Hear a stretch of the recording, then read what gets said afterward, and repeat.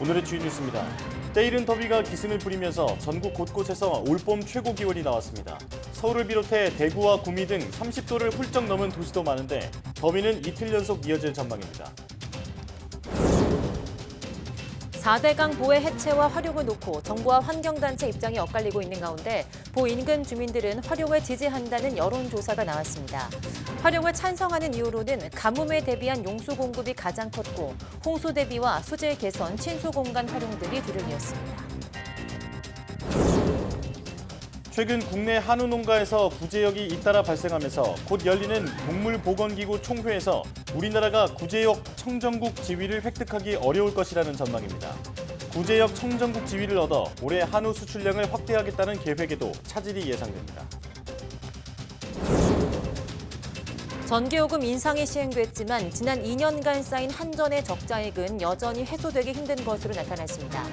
만성 적자를 풀기 위해서 3분기와 4분기에 전기료 추가 인상 여지가 큰 상황인데 정부는 일단 지켜보자는 입장입니다. 윤석열 대통령이 간호법 제정안에 대해 거부권을 행사했습니다. 간호협회는 처음으로 단체 행동까지 예고한 상황인데 야당은 대통령의 거부권 행사를 비판하면서 법안 재투표 방침을 분명히 했습니다.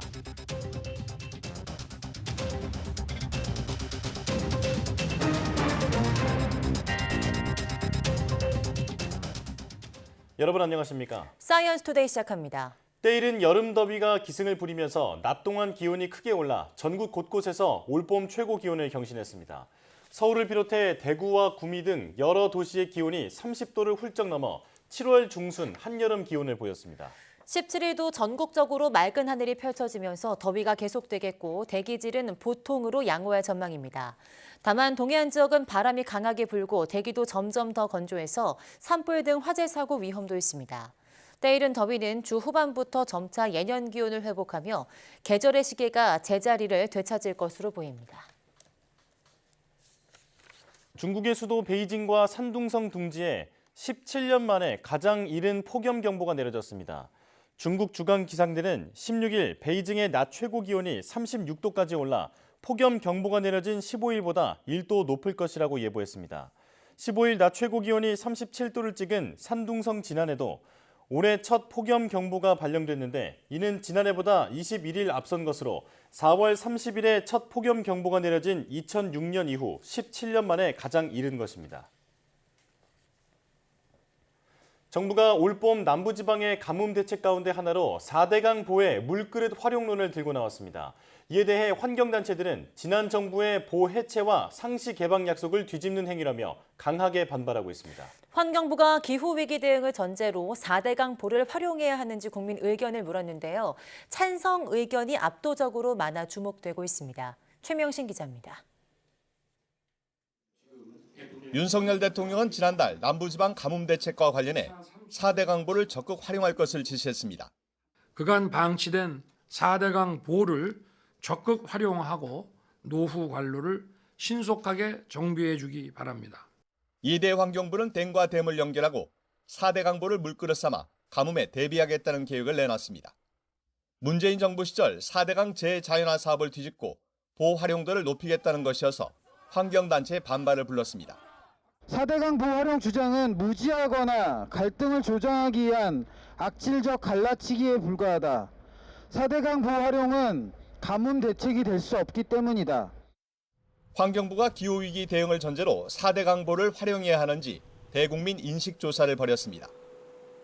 보 인근에 사는 주민 4,000명과 일반 국민 1,000명을 대상으로 실시했는데 보 인근 주민의 86.8%, 일반 국민의 77.4%가 보를 활용하는 데 찬성 의견을 표시했습니다. 4대강 인근 주민 의견을 수계별로 살펴보면 낙동강, 한강, 영산강, 금강 순으로 찬성 의견이 많았습니다. 보 활용을 찬성하는 사람들은 가뭄에 대비한 용수 공급 목적을 가장 큰 이유로 꼽았고 홍수 대비와 수질 개선, 친수 공간 활용 등이 뒤를 이었습니다. 반면 보 활용에 반대하는 사람들은 강은 막히지 않고 자연스럽게 흘러야 한다. 녹조로 인한 수질과 환경 오염이 우려된다는 의견이 많았습니다.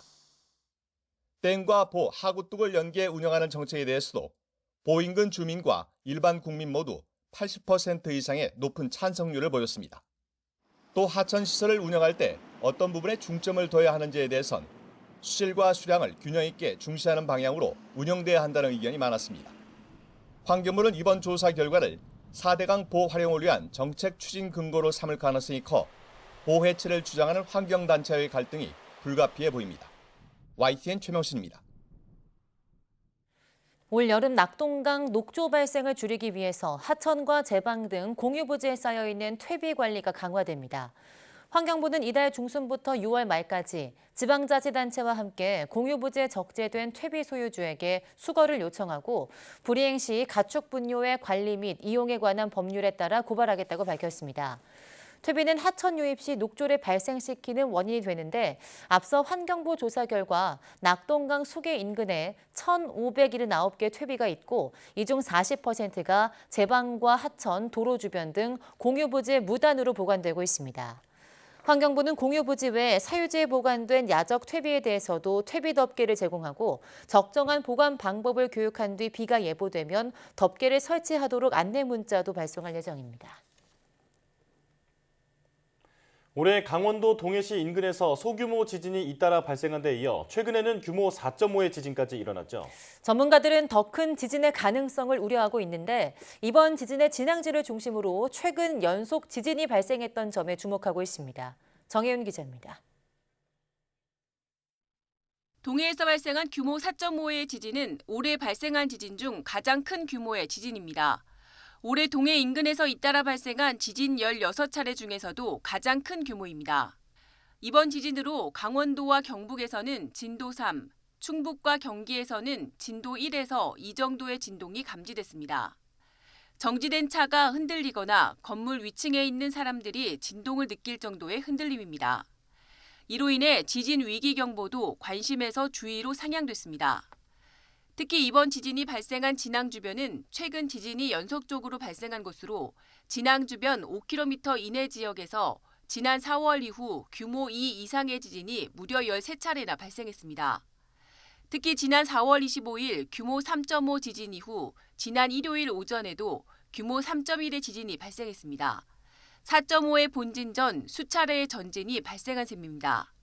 또 이번 지진이 발생한 진앙과 가까운 해역에서는 과거 1996년 규모 4.2의 지진을 비롯해 2019년에도 규모 4.3의 지진이 발생한 바 있습니다.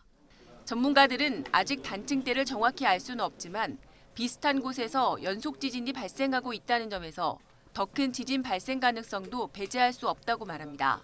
이게 지금 미래적이라는 건데 재분석을 해보면은 한 500m 정도 되는 구간에서 범위를 넓혔다 좁혔다 하면서 발생을 하고 있어요. 이 자리에서 계속 발생한다는 것 자체는 해당 단층면이 응력을 충분히 가지고 있고 충분히 배출할 그런 상태다라는 의미예요. 그럼 더 큰 지진이 발생할 수도 있다라고 봐야 되는 건가요? 그게 포인트입니다. 그게 포인트고요. 이와 함께 최근 동해 지진 발생 주기가 점점 짧아지고 있다는 점과 지진 발생 깊이가 30km로 무척 깊다는 점에도 주목했습니다. 특히 주목하셔야 될 부분들은 지진의 발생하는 그 주기가 점점 좀 짧아지고 있다는 거예요. 그다음에 특히 우리나라 지진들은 대부분 그 지진이 발생하는 진원이라고 하죠. 그죠? 진원의 깊이가 10에서 15km 정도에 해당되는 게 일반적인데 이번에는 32km 지점에서 좀 깊은 곳에서 굉장히 깊죠. 기상청은 이번 지진으로 인한 피해는 없었지만 해역에서 군발적으로 지진이 발생하고 있는 점, 또 과거 동해에서 규모 4 이상의 지진이 같은 단층대에서 발생했을 것으로 추정되고 있다는 점에서 지속적인 추가 분석이 필요할 것으로 내다봤습니다.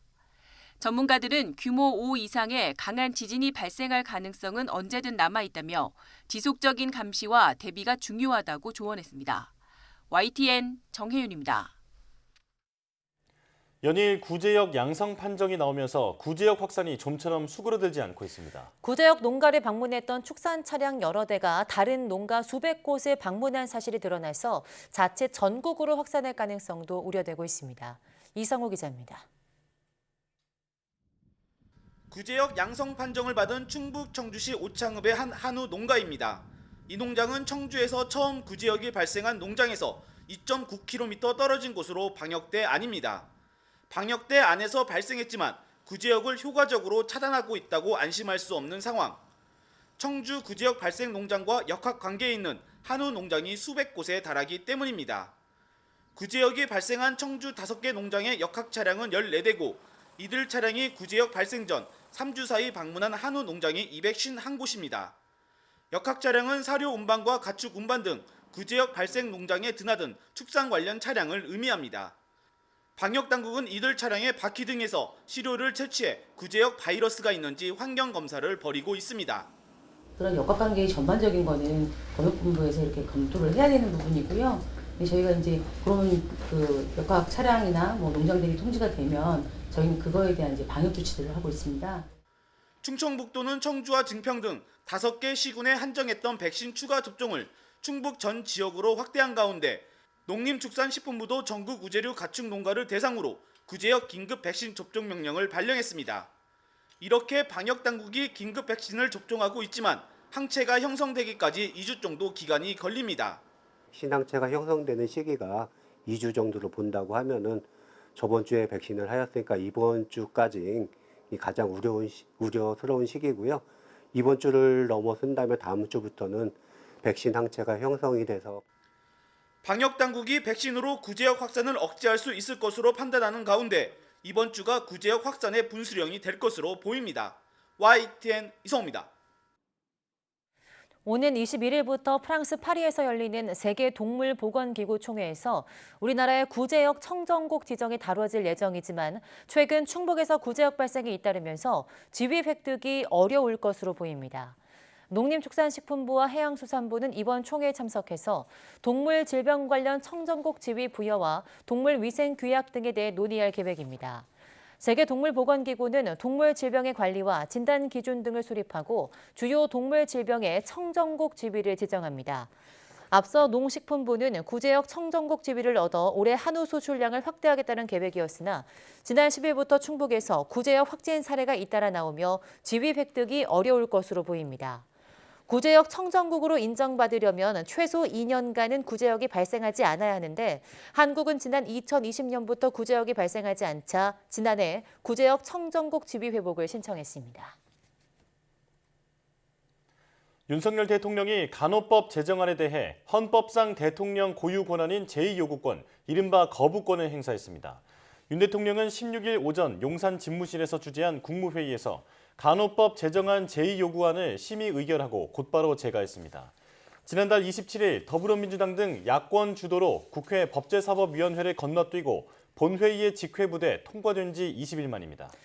앞서 윤 대통령은 국민 건강은 다양한 의료 전문 직역의 협업에 의해서 제대로 지킬 수 있다면서 간호법안은 유관 직역 간 과도한 갈등을 불러일으키고 국민 불안감을 초래한다고 말했습니다.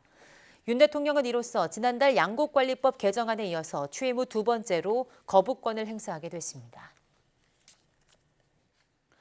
더불어민주당 박광원 원내대표는 윤석열 대통령이 16일 오전 국무회의에서 간호법 제2요구권 행사를 의결한 것을 두고 국민을 거부한 것이라고 비판했습니다. 박 원내대표는 입장문에서 윤 대통령이 기어이 국민과 맞서는 길을 택했다며 지금 대통령에게 국민 통합의 리더십은 찾을 수 없다고 비판하면서 이같이 밝혔습니다. 이어 간호법이 통과되는 과정에서 정부 여당이 갈등 중재와 합의 처리를 위해 어떤 노력을 했느냐고 물으며 오히려 거부권 행사 명분을 쌓기 위해 국민 분열을 선택했다고 지적했습니다. 그러면서 민주당은 국민 뜻에 따라 국회에서 재투표에 나서겠다면서 국민 건강권에 직결된 문제인 만큼 흔들리지 않겠다고 다짐했습니다. 대한간호협회가 윤석열 대통령의 간호법 제정안 제2요구권 행사에 반발하며 정치적 심판과 법 제정 재추진을 선언했습니다.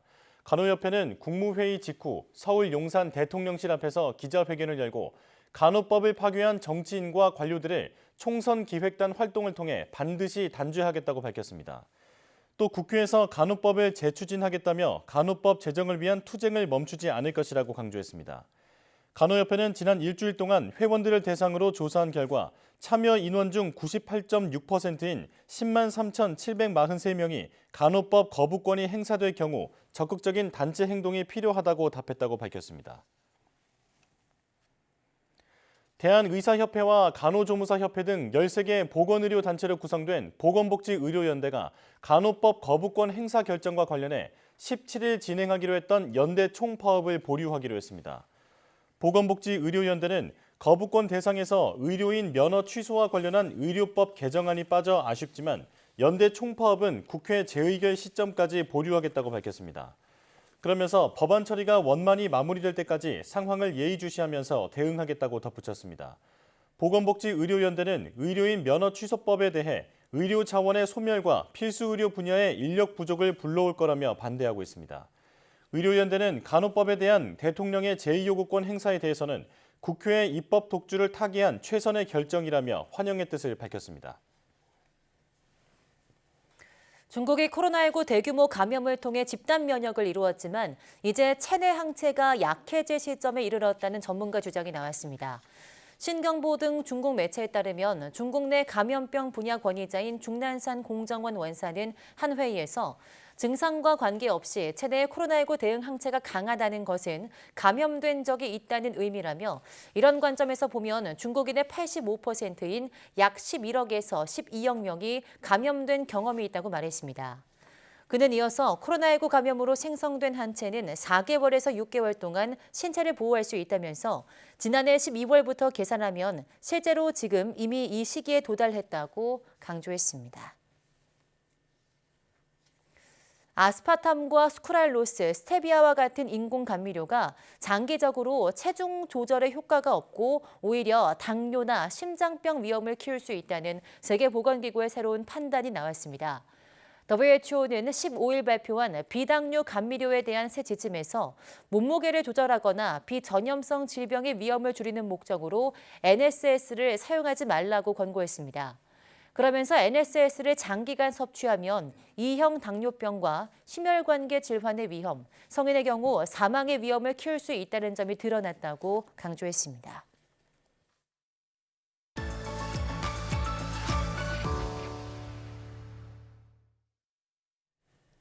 봄이면 급격히 늘어나는 자외선은 성층권에 있는 오존층이 중간에서 일부 차단하지만 지상까지 도달하면 각종 피부 질환을 유발하는데요. 오늘 날씨학개론에서는 자외선은 무엇인지 자세하게 알아보고 자외선의 예보와 영향 그리고 자외선의 피해 예방법까지 알아보도록 하겠습니다. K웨더 반기성 센터장과 함께합니다. 어서 오세요. 네, 안녕하세요. 네, 안녕하십니까.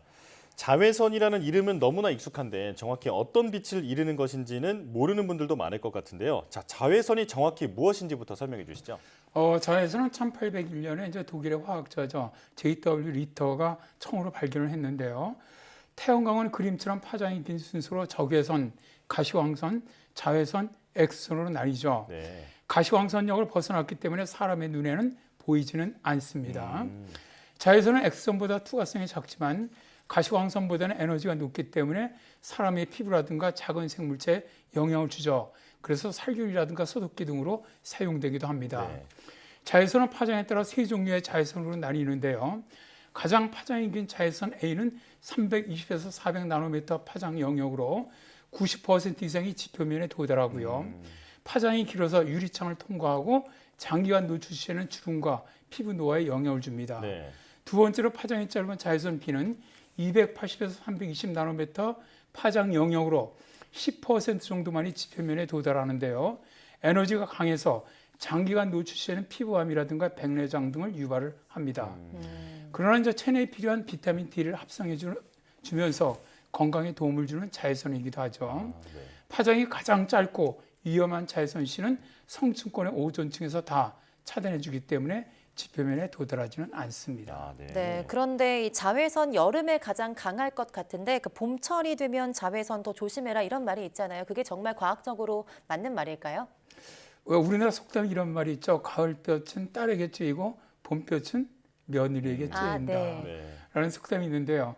봄볕에는 많은 자외선이 포함되어 있기 때문에 쉽게 기미가 끼고 얼굴이 금방 타기 때문에 시어머니들이 미운 며느리를 밭에 내보내서 하루 종일 봄볕을 쬐게 하고 사랑하는 딸은 자외선 양이 적은 가을에 바깥일을 시켰다고 하죠.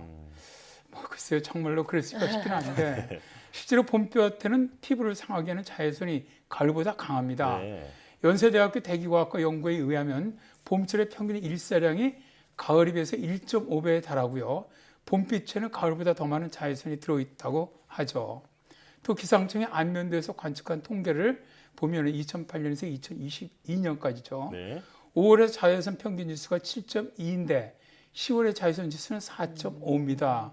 그러니까 5월의 자외선이 10월 자외선보다 60% 정도 더 강한 것이죠. 특히 봄빛의 풍부한 자외선은 겨울 내내 둔감해진 피부를 강하게 자극하기 때문에 피부가 직접 봄볕에 노출되었을 경우 색소가 자외선을 받아 기미로 발전을 하고 노출 정도가 심하게 되면 피부 화상이라든가 주근깨, 피부 주름 등으로 발전할 수가 있고요. 네.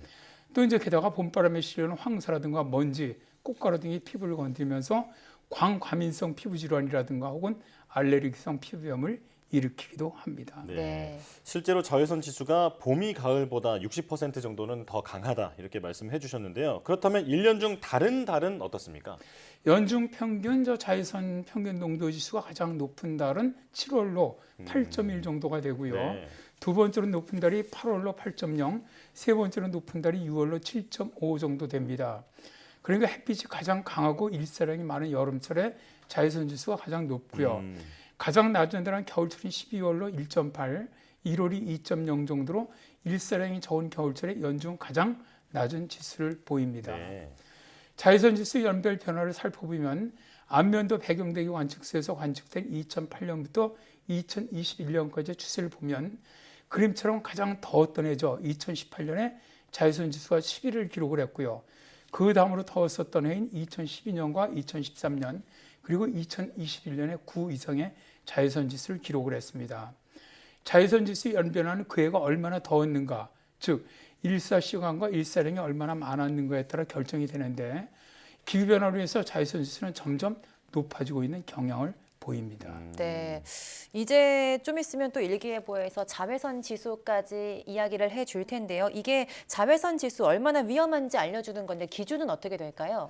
기상청에서 생활 지수 중에서 자외선 지수를 발표를 합니다. 연중 매일, 그러니까 8회, 연중 매일 8회, 그러니까 한 3시간 간격으로 지금 발표를 하는데 기간은 4일간 예측을 해줘요. 네. 그리고 서비스를 하고 있는데요. 자외선 예보 단계 그림처럼 5단계로 지수가 3 미만일 경우는 낮음, 3 이상 6 미만일 경우 보통인데요. 보통 단계가 되더라도 2시간에서 3시간 내에 햇빛에 노출되면 화상을 입을 수 있는 단계가 됩니다. 지수가 6 이상 8 미만인 경우 높음이 되는데요. 햇빛에 노출 시 1시간에서 2시간 내에도 피부 화상을 입을 수 있는 단계이고요. 지수가 8 이상 11 미만인 경우에는 매우 높은 단계로 햇빛에 수십 분 노출돼도 화상을 입을 수 있는 매우 위험한 상태입니다. 네. 그리고 지수가 11 이상인 경우는 위험한 단계입니다. 가능한 실내에 머물러야 할 정도로 햇빛에 노출되면 가장 위험한 단계이죠.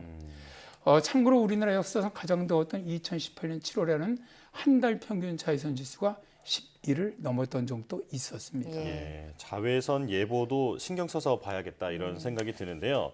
자, 그리고 앞서 자외선 지수가 높을 경우에 기미 주근깨라든지 백내장 같은 그런 건강 질환이 우려가 된다 말씀해 주셨는데 구체적으로 어떤 건강 위험이 있는 겁니까? 자외선은 이제 하루 중 정오를 기준해서 앞뒤 그 합해서 2시간 이 시간에 하루에 자외선의 60%가 내리쬐입니다. 네. 그리고 자외선은 도시보다는 시골이 내륙보다는 해안이 고도가 높은 곳일수록 그 강도가 강하다는 특징이 있죠. 네. 자외선이 많이 노출되면 건강이 나빠지게 되는데요. 첫 번째로 피부암 발생 위험이 높아집니다.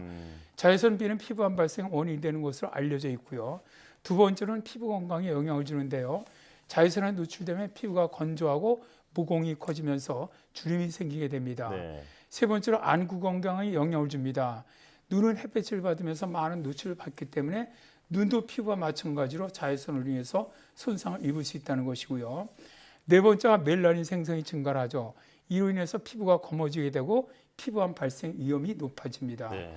다섯 번째가 자외선은 우리 몸의 면역력을 저하시키면서 봄철에 감기 등의 감염병에 쉽게 걸리도록 만듭니다. 여섯 번째, 자외선은 피부를 노화시키는 것으로도 알려져 있습니다. 네, 자외선이 정말 신체에 나쁜 것 같은데 이제 기후 변화가 심해지면서 일사량도 많아지고 일사 시간도 많아져서 자외선이 굉장히 많이 쬐게 될 것 같은데요. 그럴 때 우리는 어떻게 대응하는 게 좋을까요? 일단 자외선이 가장 강하게 찌는 정오를 그래서 앞뒤 1시간, 1시간, 2시간이죠. 이 시간에 가급적 외출하지 않는 것이 좋고요. 네. 그리고 외출할 때는 반드시 모자와 선글라스를 챙겨주시고요. 노출된 피부가 적도록 긴 옷을 입어주는 것이 좋습니다. 가장 중요한 것이 자외선 차단제를 사용하는 건데요. 예. 차단제는 햇빛 쬐는 날뿐만 아니라 흐린 날에도 자외선 차단제를 사용해 주는 것이 좋습니다. 기상청 연구소에 따르면 맑은 날과 흐린 날 자외선 강도를 분석해 보니까 얇은 구름층이나 부분적인 구름이 있는 날에 오히려 자외선 값이 맑은 날보다 높아지는 것으로 나타났다라고 밝힌 바가 있고요. 네. 또 기상청에 따르면 옅은 구름의 경우 자외선 투과율이 80%에 달합니다. 특히 자외선 A는 파장이 아주 길고 투과성이 높기 때문에 흐리거나 비 오는 날에도 조심해야 한다고 말하는데요. 그리고 자외선 차단제 때문에 혹시 피부에서 비타민 D가 충분히 생성되지 않지 않느냐 걱정하시는 분들이 계시는데요. 네. 영국 피부과 저널에 게재된 2019년 베타 분석에 따르면 대부분의 연구는 자외선 차단제 사용이 신체의 비타민 D 농도에 거의 또는 전혀 영향을 미치지 않는다고 합니다. 그리고 자외선 차단제 사용은 차단제 효과가 떨어진 3시간에서 4시간마다 덧발라주어서 효과를 지속시켜주는 것이 좋습니다. 그리고 이제 차단제를 바르더라도 사실상 이 자외선을 다 막을 수는 없거든요. 네. 이거 외출하신 다음에는 반드시 몸을 깨끗이 씻고 비타민을 섭취를 하시고 물을 충분히 마시고 휴식을 취하면 자외선으로 손상받은 피부를 회복시킬 수 있다. 꼭 알아두시면 좋겠네요. 네. 자, 흐린 날은 피부가 덜 탄다고 생각하긴 했는데 이게 좀 착각이었다라는 것을 알게 됐고 또 자외선 차단제가 비타민 D 생성에 큰 영향을 주지 않는다. 이 부분도 새롭게 알게 됐습니다. 자, 여기까지 듣겠습니다. K-웨더 반기성 센터장과 함께했습니다. 고맙습니다. 네, 감사합니다.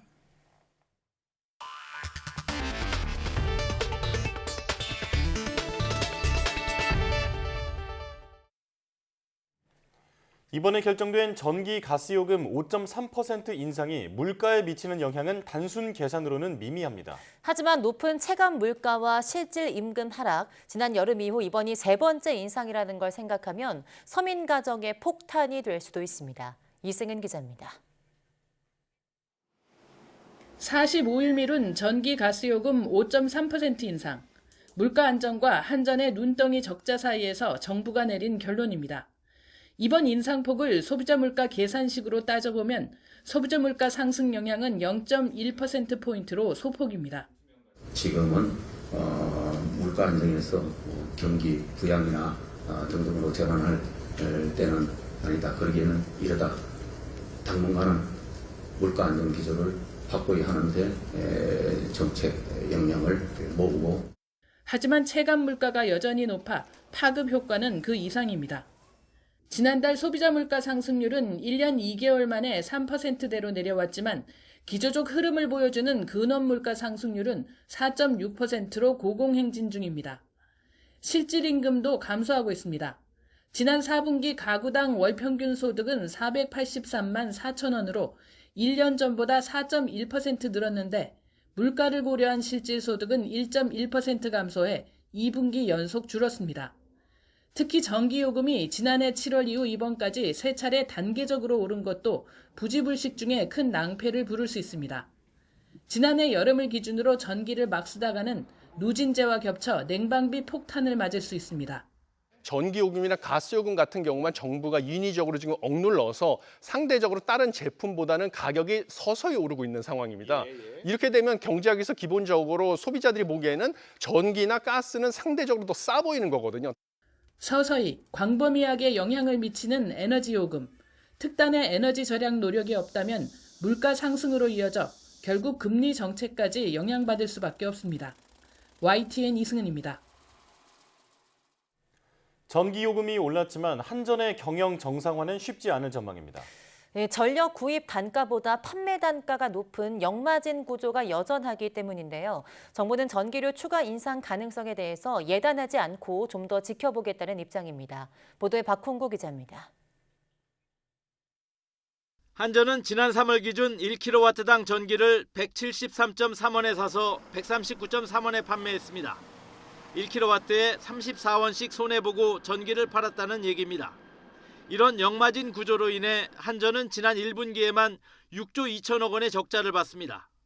이번에 전기료를 8원 올려 전력 판매 수익은 2조 6천억 원 정도 늘 것으로 추산됐지만 역마진은 여전하고 지난 2년간 쌓인 적자액 39조 원도 해소하기 힘든 상황입니다. 따라서 3분기와 4분기에 전기료 추가 인상 여지가 크지만 정부는 일단 지켜보자는 입장입니다. 현재로서는 예단하고 있지 않고요.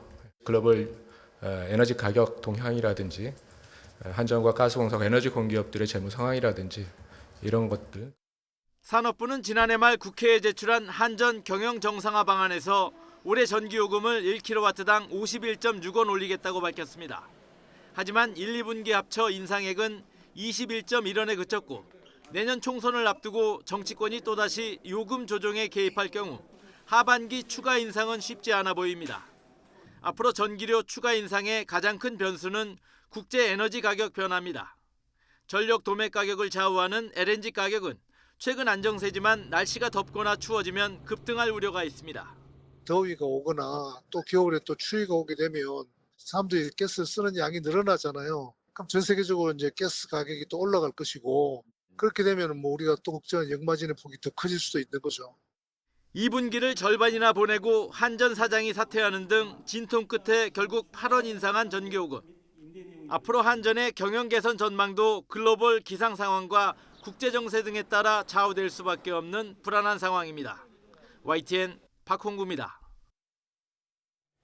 그동안 대출금리가 꾸준히 내렸는데 기존 주택담보대출 변동금리는 좀처럼 내려오질 않았습니다. 보통 금리 변동이 6개월 시차를 두고 반영되기 때문인데요. 이제부터는 기존 차주들의 금리 인하를 좀 체감할 수 있을 것으로 보입니다. 김지선 기자입니다. 지난해 11월 정점을 찍은 이후 내림세를 탄 코픽스. 은행 변동형 대출금리 산정이 기준이 되는데 6개월마다 반영되다 보니 기존 대출자들은 금리 인하를 체감하기 어려웠습니다. 본격적인 금리 인상이 시작된 이후 처음으로 코픽스가 반년 전보다 밑으로 내려왔습니다. 지난달 신규 취급액 기준 코픽스는 전달보다 0.12%포인트 내린 3.44%로 집계됐습니다. 6달 전인 지난해 10월 3.98%보다 0.54%포인트 낮은 수치로 현재 기준금리 3.5%보다도 낮습니다. 앞으로 코픽스와 연동되는 주택담보대출 등 은행 변동금리도 코픽스 하락폭만큼 내려가게 됩니다. 실제로 금리가 하락하더라도 쓰시고 계신 대출의 금리 변동 주기가 도래해야 낮아진 기준금리를 적용받을 수 있습니다. 6개월 전에 신규 코픽스 기준금리를 선택하신 분과 앞으로 신규 대출을 신청하시는 분들이 이번 신규 코픽스 금리 하락을 적용받으실 수 있습니다. 금리 하락세 속에 가계대출은 빠르게 늘고 있습니다. 고강도 긴축이 막바지에 접어들었다는 기대감이 높은 데다 차주들이 본격적인 금리 인하를 체감하기 시작하면 대출을 더 늘릴 수 있다는 우려도 나옵니다. 한국도 마찬가지고 미국도 마찬가지로 이제 긴축 종료될 것이다라는 기대감이 시장 금리에 먼저 선반영된 것도 분명히 이유가 있고 대출 금리의 이제 이 인하가 오히려 역설적으로 가계 대출이 늘어나는 효과가 나타나고 있는데요. 다만 추가 금리 인상이 없더라도 지금 수준의 금리가 상당 기간 이어질 거로 예상되는 만큼 전문가들은 가계가 부채 관리에 더욱 신중할 필요가 있다고 조언합니다. YTN 김지선입니다. 어린이 보호구역에서 적발된 신호나 속도 위반 10건 중 3건은 주말에 적발된 것으로 나타났습니다. 경찰청은 지난 1월부터 넉 달 동안 어린이 보호구역 무인 단속 카메라로 단속한 208만여 건 가운데 62만여 건은 토요일이나 일요일에 적발됐다고 밝혔습니다. 이는 학생이 등교하지 않는 주말에는 어린이 보호구역 안전운전에 대한 주의력이 상대적으로 떨어지는 탓으로 풀이됩니다. 경찰청 관계자는 처벌을 강화해도 어린이 보호구역 어린이 교통사고가 이어지고 있다며 주말에도 신호와 제한 속도를 지켜달라고 당부했습니다. 중국 프로축구팀 소속인 우리나라 국가대표 손준호 선수가 공안에 붙잡혀 조사를 받고 있습니다. 최근 잇따른 승부 조작 사건으로 중국 체육계 사정에 칼바람이 불고 있는 와중이라 영사 조력도 쉽지 않은 상황입니다. 베이징 강정규 특파원이 보도합니다. 중국 프로축구 산둥 타이산에서 뛰고 있는 우리나라 축구대표팀 미드필더 손준호 선수. 자신의 생일인 지난 12일 상하이 공항에서 중국 공안에 체포됐습니다. 주중 한국 대사관은 손 선수가 랴오닝성 공안당국의 구금 조사를 받고 있다며 면회 신청 등 필요한 영사 조력 절차를 밟는 중이라고 전했습니다. 손 선수에게 적용된 혐의는 비공무원 뇌물죄로 파악됐습니다. 현지 매체들은 손 선수 영입 과정의 비리 의혹과 함께 승부 조작 연루설을 제기하고 있습니다. 앞서 지난 3월 같은 팀의 조선족 선수 찐징다오가 체포된 데 이어 최근 하오웨이 감독도 종적을 감췄기 때문입니다. 主教练郝伟到底去哪儿了？由于主教练郝伟家中有事不能指挥比赛，可能还真不见得。 축구 광으로 소문난 시진핑 주석의 축구 굴기에 힘입어 한때 K리그의 10배에 달하는 연봉 잔치를 벌였던 중국 프로축구. 그러나 대표팀 실력은 피파 랭킹 81위, 5번 연속 월드컵 진출 실패라는 초라한 성적표뿐입니다. 지난해 연말엔 15세 이하 유소년 축구 결승전 승부조작 의혹이 사실로 밝혀지기도 했습니다. 체육강국의 명성과 달리 유독 축구에 약한 이유로 고질적 부패가 지목되면서 대대적인 칼바람이 몰아치고 있습니다. 国家体育总局党组成员、副局长杜兆才涉嫌严重违纪违法。 축구뿐만이 아닙니다. 第二罚也有，这样的话呢，双方分差来到1分，还有1分28秒的时间，这个比赛，又失误，这什么？这球。 프로농구에서도 지난달 플레이오프 경기 승부 조작으로 전 중국이 발칵 뒤집혔습니다. 베이징에서 YTN 강정규입니다.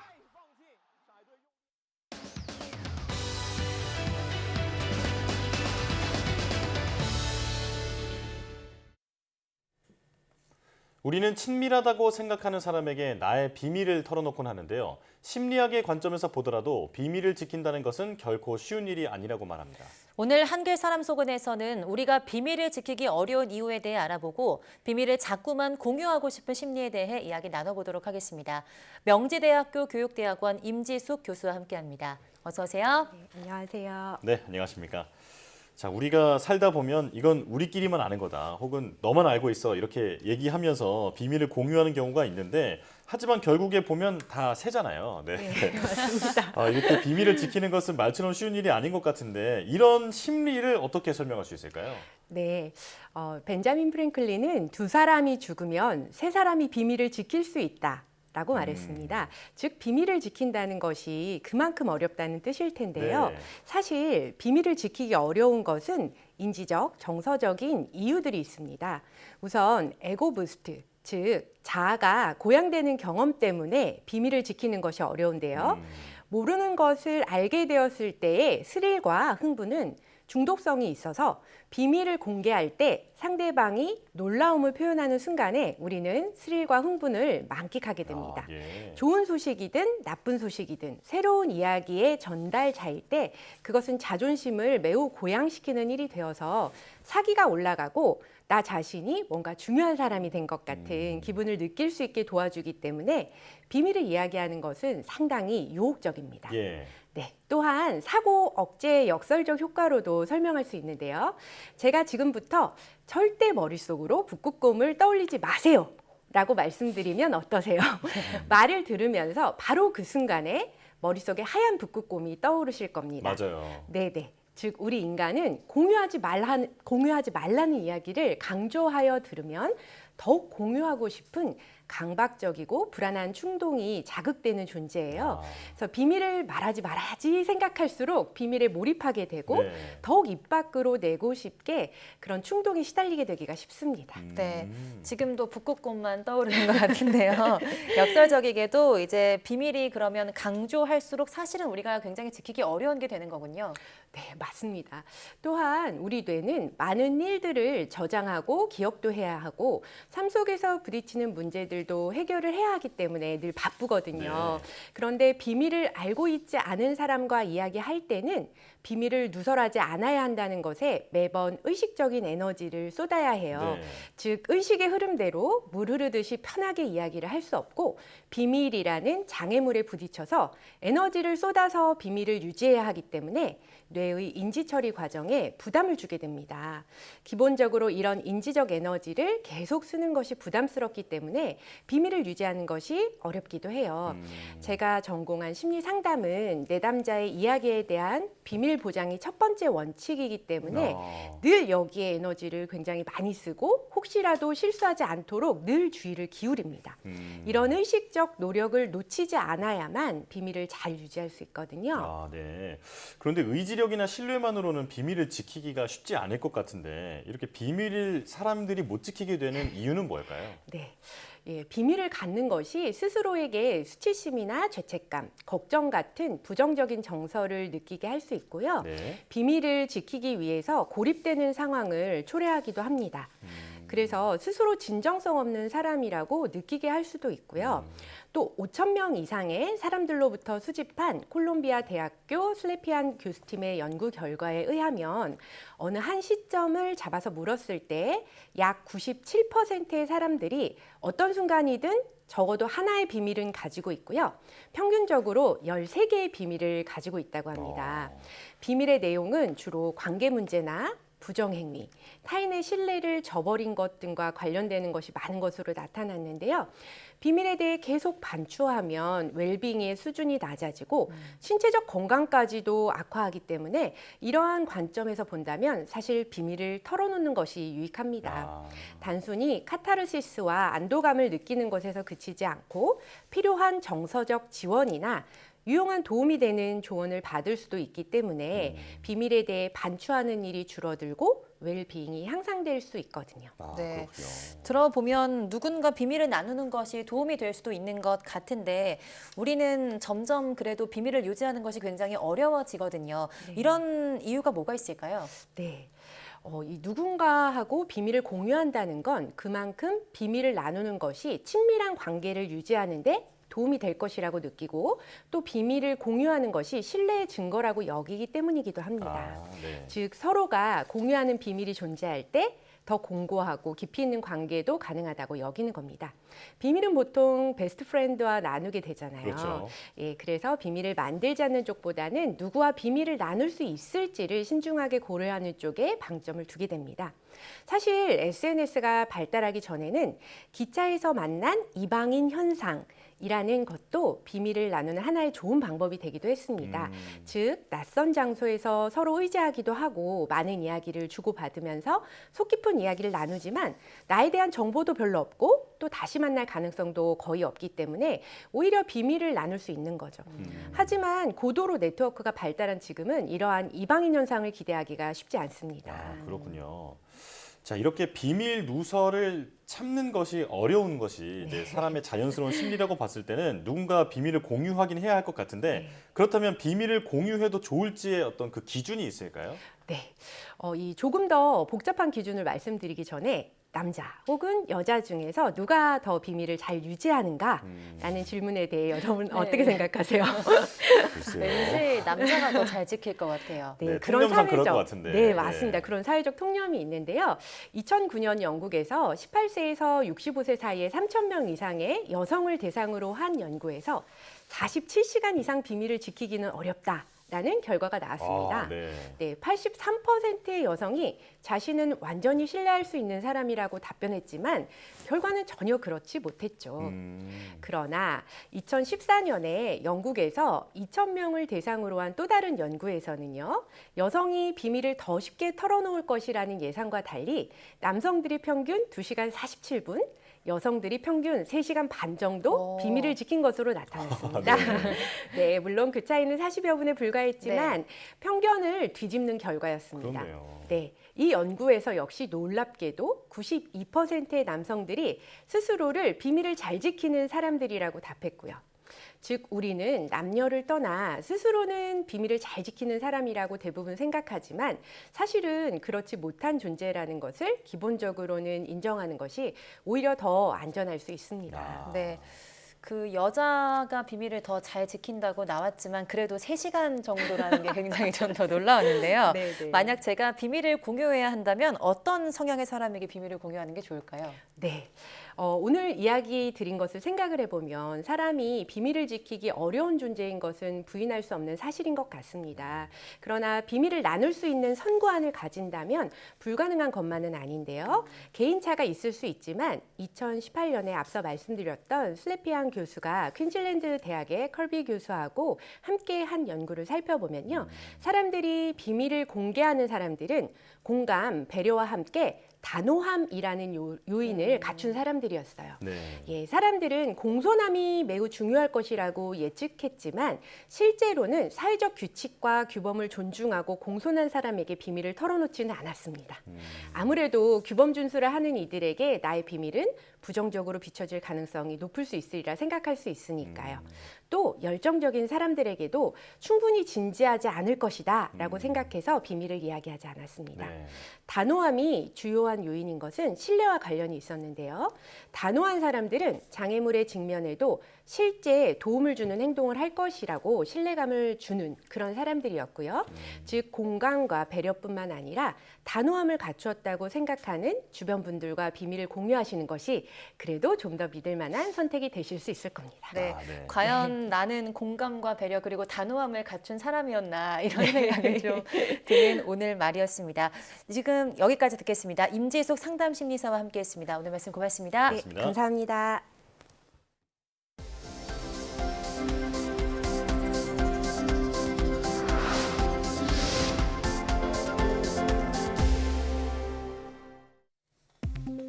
비타민 D 수치가 낮으면 코로나19 감염 후 장기 후유증이 생길 위험이 크다는 연구 결과가 나왔습니다.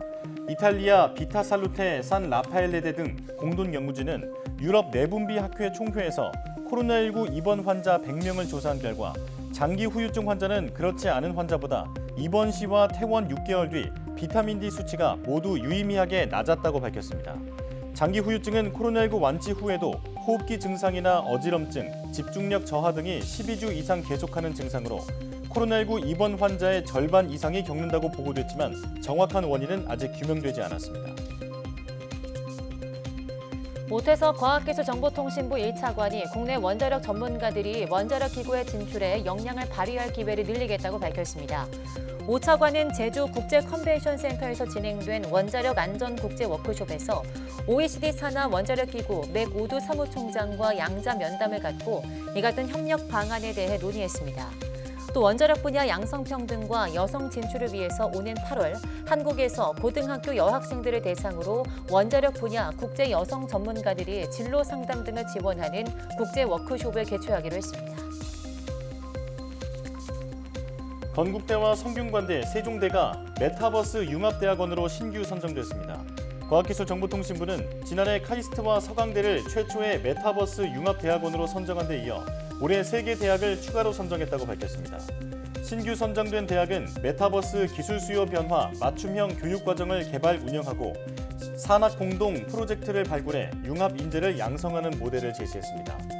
메타버스 융합대학원은 1년 차에는 5억 원, 2년 차부터 연간 10억 원씩 모두 6년간 55억 원을 지원받습니다.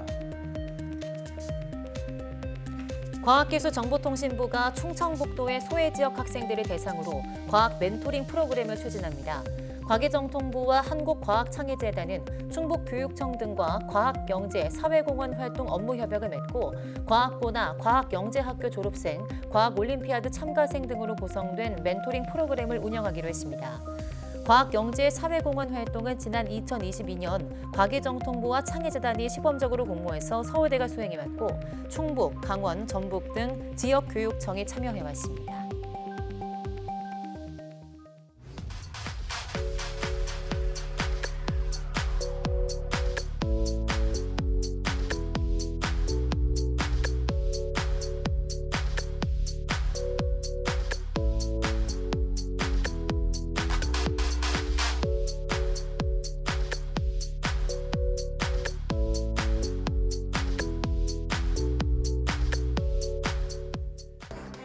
세계 곳곳이 역대 최고 기온을 경신하는 등 이상 기온으로 몸살을 앓고 있습니다. 우리나라도 벌써 30도를 넘는 한여름 더위가 찾아왔는데요. 올해는 엘니뇨의 영향으로 이 같은 무더위와 함께 평년보다 많은 양의 비가 내릴 것으로 보이는 만큼 폭염과 안전 취약계층에 대한 정부의 꼼꼼한 지원과 빈틈없는 안전 대책이 미리 마련되어야 할 것 같습니다. 네, 뉴스 마칩니다. 시청해주신 여러분 고맙습니다.